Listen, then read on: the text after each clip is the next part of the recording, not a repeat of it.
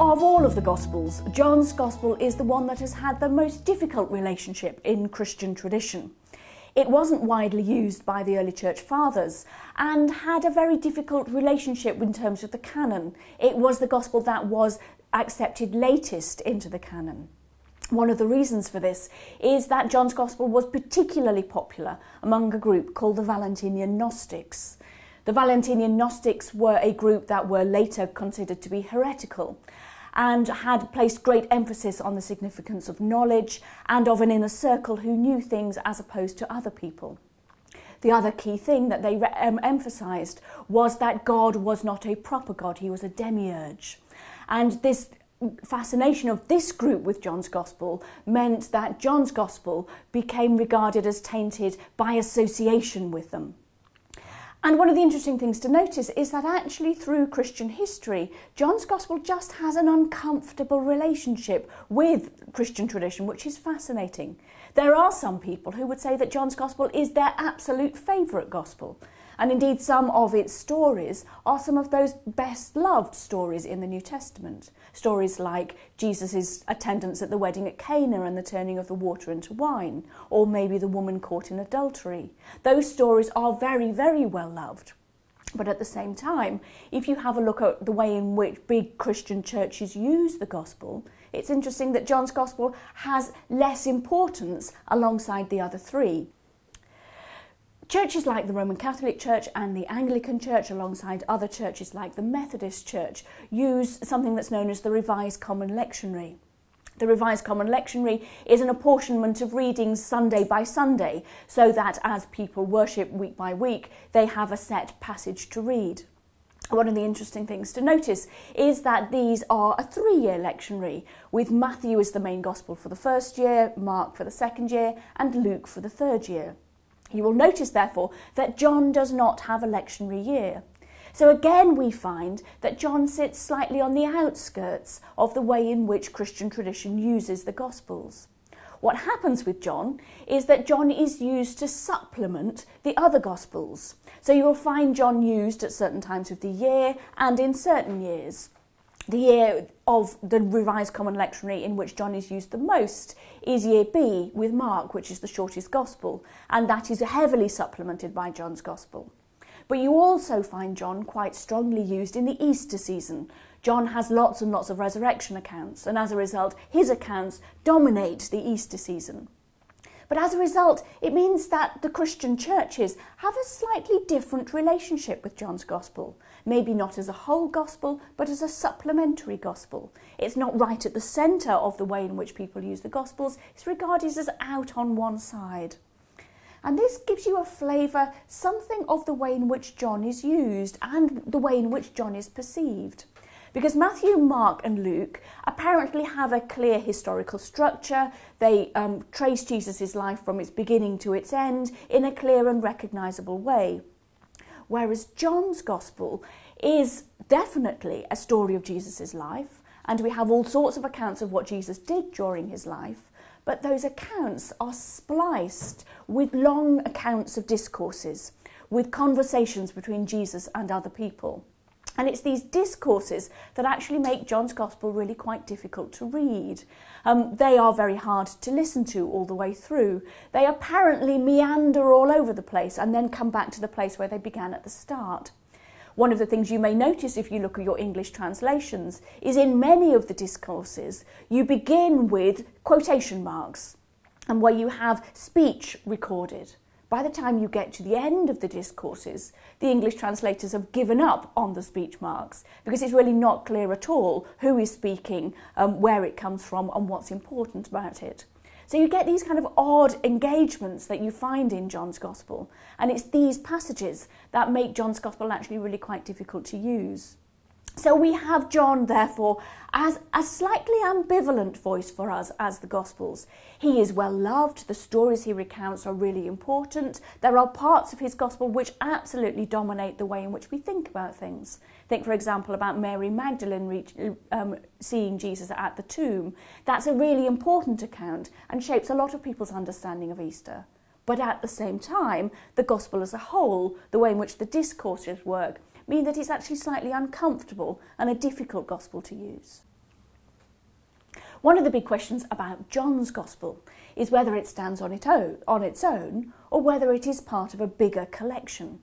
Many people will know that a lot of the New Testament has big chunks that are written by the same person. So you find the Pauline epistles that are all coming from Paul. You find Luke and Acts, all written probably by the same person. So one of the questions is whether John lies behind another big chunk of the New Testament. Christian tradition has traditionally associated John, 3 epistles, 1, 2 and 3 John, and the book of Revelation, all to the same author. And one of the big questions that has caused scholars great debate is actually how accurate this is, and whether in fact there is a single person that lies behind the Gospel of John, 1, 2 and 3 John, and the book of Revelation. When you get into the evidence, you get into some quite interesting and difficult territory. Because on the one hand, you have some remarkably overlapping themes that you find within the letters. So you find strong emphasis on love, strong emphasis on the importance of witness, strong emphasis on contrast between light and darkness, good and evil. You also find very important strands like Revelation. They're there all the way through these different books. Another key feature, which I think is very important indeed, is that in both John and in Revelation, Jesus is described as a lamb, which you do not find anywhere else in the New Testament. So you get these enormous areas of overlap. But at the same time, you also find significant areas of difference. If we go back to the example of the lamb, for me, one of the really intriguing features is that, yes, John calls Jesus the Lamb of God, and yes, the book of Revelation calls Jesus the Lamb of God, but they use different Greek words for lamb. And that begins to raise all sorts of interesting questions about how close they are in fact. When you then go back to the different books, you also discover a really strikingly different writing style. John's Gospel is different from 1 John.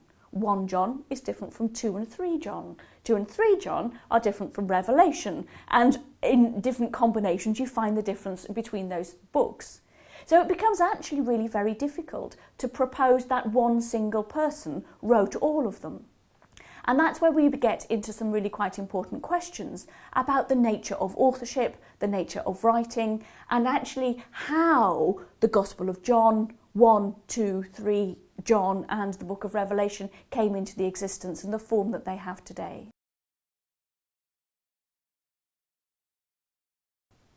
The question of the Johannine collection raises what is a very important question within the study of John's Gospel as well.